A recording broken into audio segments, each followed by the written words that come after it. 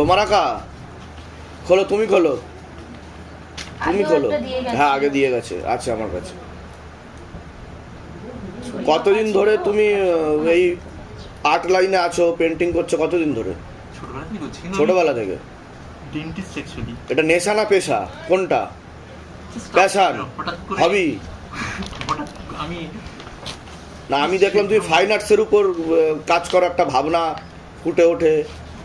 চেষ্টা করি, মানে আমি চেষ্টা করি না বোঝাই, তিনি তো করায় অবশ্যই, তোমার মধ্যে দিয়ে করায়, কিন্তু আমার চিন্তাধারা খুব, তোমার চিন্তাধারাগুলো আমার খুব ভালো লাগে। এর আগেও আমি একটা বোধহয় গুরু পূর্ণিমাতে বোধহয় তুমি কোনো ফটো দিয়েছিলে দীক্ষানুষ্ঠানের দিনকে। একটু সোজা করো। বাহ, অসাধারণ, দারুণ দারুণ দারুণ।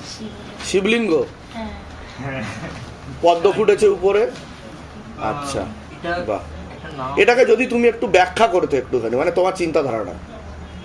খুবই বাজে আমার ব্যাখ্যা হবে। না না, যতটুকু আমি আমি এটা অ্যাকচুয়ালি 7টা হাঁস দিয়ে 7টা চক্রকে এটা স্টে করেছি এবং শিবটাকে পাশবদ্ধ শিব দেখিয়েছি, যেটা আমি আর কি বদ্ধ হয়ে রয়েছি, আমি মুক্ত নই।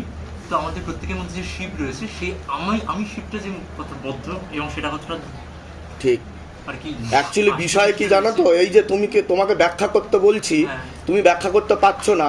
আসলে শিল্পীরা ছবি আঁকে এর জন্য যে মুখে যেটা বলে প্রকাশ করতে পারে না, তারা নয় লেখে নয় এঁকে দেয়, তাই তো? বলো জয় শিবধাম। মনের ইচ্ছা পূর্ণ হচ্ছে কিছু?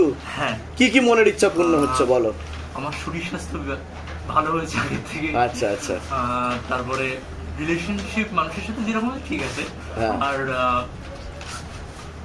কাজকর্ম তুলনামূলক বেটার হয়েছে। ইভেন আমি ছবিটাই বহুত বছর, মানে বেশ কয়েক বছর পরে, আমি 2018-19 পরে বোধহয় এই ছবিটাই আবার আঁকলাম।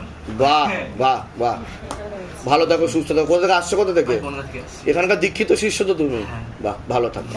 তুমি একটু অপেক্ষা করে যাবে, আজ ভোগ নিবেদন করা হবে, ভোগ প্রসাদ গ্রহণ করে তারপর যাবে। হ্যাঁ, ভালো থাকো, অনেক আশীর্বাদ তোমার।